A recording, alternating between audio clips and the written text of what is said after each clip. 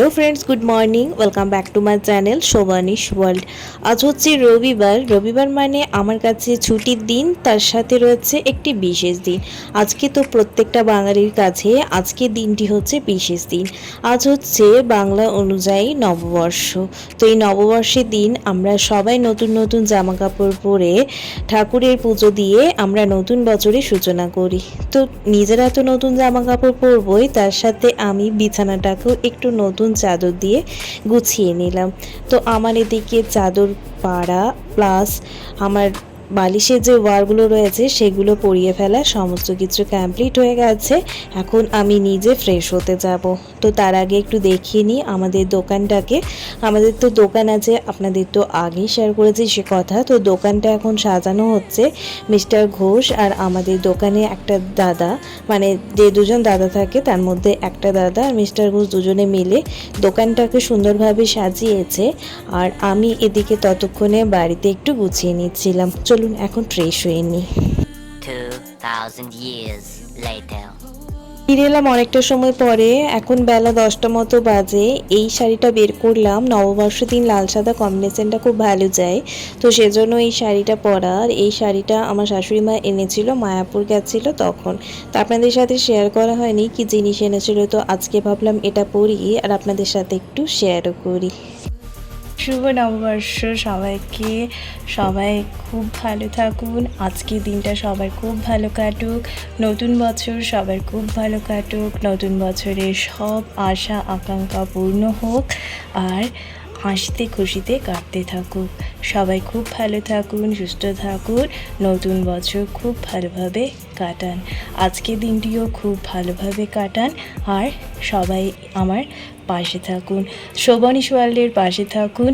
নতুন বন্ধুরা অবশ্যই আমার চ্যানেলটি সাবস্ক্রাইব করে আমার পাশে থাকুন। আচ্ছা, এদিকে আমি নিজেও রেডি হয়ে গেছি, এদিকে পুজোর জোগাড়ও মোটামুটি কমপ্লিট। এদিকে পুজোর যাবতীয় যা ফল সেটা তো আমরা নিয়ে এসেছিলাম বড় বাজার থেকে, আপনাদের সাথে সে কথা শেয়ারও করেছিলাম। তো এই ফলগুলো মোটামুটি একটা দিন বাড়িতে স্টোর করে রেখেছিলাম, দেখলাম সবই ঠিকঠাকই রয়েছে। তো চলুন এখন এই ফলগুলো এখন নিয়ে যেতে হবে দোকানে, ওখানে কাটাকাটি করে নেওয়া হবে। তার সাথে আরও বাকি যা জোগাড় যন্ত্র রয়েছে সব কিছুই জোগাড় কিন্তু মা করে রেখেছে। তো চলে এসেছি আমরা দোকানে আসার পরই প্রথমেই আমি আলপনাটা দিয়ে দিচ্ছি, কারণ আলপনাটা দিতে একটু সময়ও লাগবে, তার সাথে শোকানোরও একটা কাজ রয়েছে যেটা সময় লাগবে একটু, সেজন্য।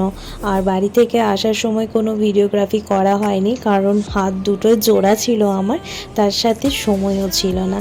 আর যেহেতু পুজো জিনিসগুলো অনেক কিছুই আনতে হয় বাড়ি থেকে, দোকানটা যেহেতু ডিস্টেন্সটা একটু বেশি সেজন্য আর বাইকে আনা আর তার সাথে ভিডিও শ্যুট করা দুটো কিন্তু পসিবল হয় না, সেজন্য আর আসার মুহূর্তটা আমি ক্যাপচার করতে পারলাম না। যাই হোক, আসার পর আমি প্রথমেই আলপনাটা দিয়ে নিয়েছি। আমি আতপটা পুরোপুরি একদম বেটে মানে পেস্ট করে এনেছিলাম বাড়ি থেকে, শুধুমাত্র এখানে আলপনাটা দিয়ে দেব প্রথমে, তারপর ওদিকে আরও বাকি যা কাজ রয়েছে সেগুলো কমপ্লিট করে নেব। আর ওদিকে বাকি দাদা এসেছে একটা, মানে মিস্টার ঘোষের পিসির ছেলে, তার সাথে আমাদের দোকানে যে দুটো দাদা থাকে তার মধ্যে একটা দাদা রয়েছে মিস্টার ঘোষ। ওরা সবাই মিলে ততক্ষণে ফলগুলো কাটতে শুরু করেছে, যে এরা ফল কাটতে শুরু করেছে আর আমি ততক্ষণে পুজোর সমস্ত জিনিসপত্র যে ব্যাগে করে আনা হয়েছিল সে ব্যাগ থেকে বের করে বাইরে রাখছি আর সাজিয়ে গুছিয়ে দিচ্ছি। নববর্ষ এলেই সেই ছোট্টবেলার কথা বড্ড মনে পড়ে যায়। ছোটোবেলায় চৈত্র মাসে এলে চৈত্র সেলে বাজার করতে যাওয়ার মজাই আলাদা ছিল, তার সাথে ছিল ছোট্ট ছোট্ট ফ্রক জামার প্রতি এক আলাদাই আবেগ। এখন দামি দামি শাড়ি বা দামি দামি জামা থাকলেও সেই মুহূর্তটা বা সেই আবেগ বা অনুভূতি কোনোটাই আর আসে না। তখন বাবা মায়ের কিনে দেওয়া ভালোবাসার ভরা সেই ফ্রক জামাটি যে মূল্য ছিল, এখনকার দিনে নিজের কেনা যতই দামি উপহার বা যত দামি জামা কাপড় হোক না কেন, সেই অনুভূতিটা কোথাও যেন হারিয়ে গেছে। সেই দিনগুলো সত্যি একটা মুহূর্তগুলো প্রত্যেকটাই প্রচুর দামি ছিল। এখন সেগুলো ক্ষণে ক্ষণে বুঝতে পারি। যাই হোক, গল্প অনেক হলো। পুরোহিত দাদু চলে এসেছেন, এদিকে পুজোর জোগাড় সমস্ত কিছু রেডি হয়ে গেছে। আমার একার পক্ষে একদমই সম্ভব হতো না এগুলো করার। তো যাই হোক, সবাই মিলে একসাথে মিলেমিশে করে নিল বলে তাড়াতাড়ির মধ্যে পুজোর জোগাড়টা কমপ্লিট হয়ে গেল। চলুন তাহলে এখন পুজোটা কমপ্লিট করিয়ে নিই। আপনাদের নববর্ষের দিনটি কেমন কাটলো অবশ্যই জানাবেন।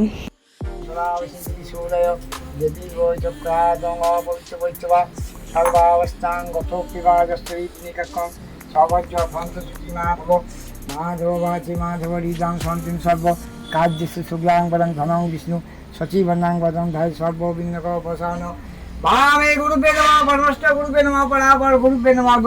এই পয়লা বৈশাখের দিন আরও একটা জিনিস খুব মনে পড়ে।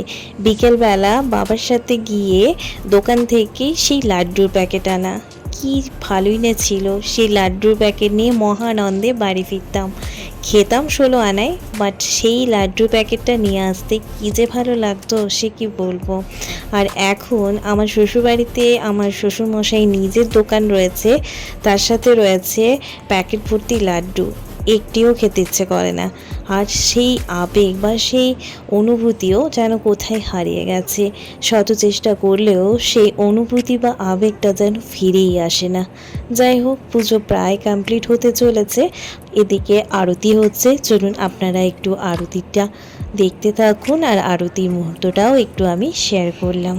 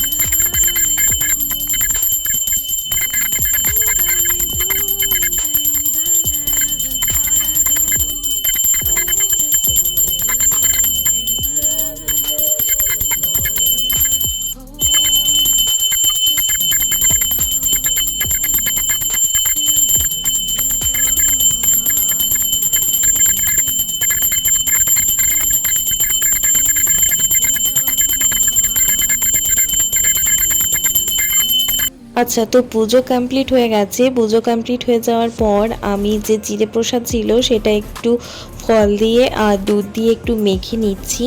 পাশাপাশি দোকান যে রয়েছে সেই দোকানে প্রসাদ দিতে হবে, তার সাথে বাকি অনেকেই রয়েছে যাদের প্রসাদ দিতে হবে, আর নিজেরাও প্রসাদ খাবো। যাই হোক, প্রসাদটা মেখে একটু আমি সাজিয়ে দিয়েছি পাশাপাশি দোকানগুলোতে দেওয়ার জন্য।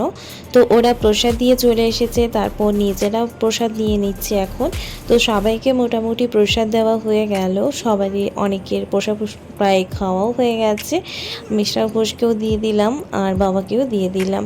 তো চলুন, সবাইকে প্রসাদ দেওয়া যখন কমপ্লিট তখন আমিও নিয়ে বসে পড়ি। তো আমি একটা যে প্লেটটার মধ্য দিয়ে আমি দিচ্ছিলাম প্রসাদগুলো সাজিয়ে, সেই প্লেটটা নিয়ে বসে পড়েছি বলে পুরো একটু ভিডিওগ্রাফি করেছে। যাই হোক, প্রসাদ খাওয়া কমপ্লিট করে আমরা ফিরে গেলাম বাড়ি। এখন বাজে প্রায় দুপুর 2টো মতো, লাঞ্চের সময় হয়ে গেছে। তবে জিরে প্রসাদটা অনেকটা খেয়ে নেওয়ার ফলে খেতে পাইনি এখনও। তো একটু পরে লাঞ্চটা কমপ্লিট করব। চলুন এখন একটু ফ্রেশ হয়ে নেওয়া যাক। much later. Good evening everyone. সকাল থেকে উপস্থিত ছিলাম, তারপর অনেকটা সময় পরে চিড়ে প্রসাদটা একটু ভরপেট খেয়ে নেওয়ার ফলে শরীরটা কেমন জানি একটু খারাপ খারাপ লাগছিল। তাই দুপুরবেলা লাঞ্চের সময় আর ভিডিও শ্যুট করতে ইচ্ছে করছিল না, তাই আর ভিডিওগ্রাফি করা হয়নি। এখন একটু রেডি হয়েছি, একটু বাইরের দিকে বেরোচ্ছি। তার আগে ঠান্ডা ঠান্ডা ম্যাঙ্গো লস্যি নিয়ে নিলাম। চলুন খেতে খেতে যাওয়া যাক।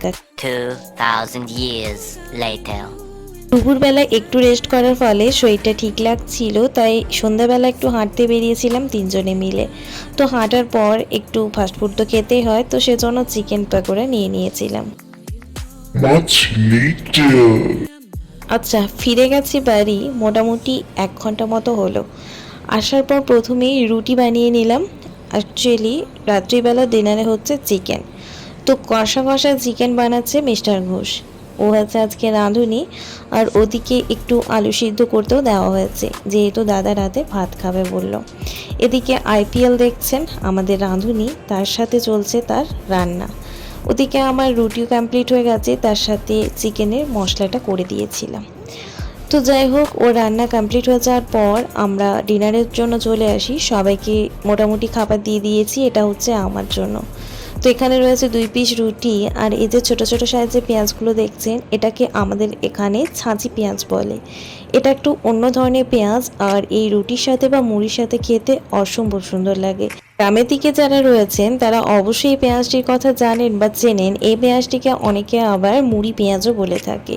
তো চলুন আজকে রাতের ডিনার তো জমজমাট, ডিনারটা কমপ্লিট করে নিই, আর আজকের মতো ব্লগটিও এখানেই শেষ করি।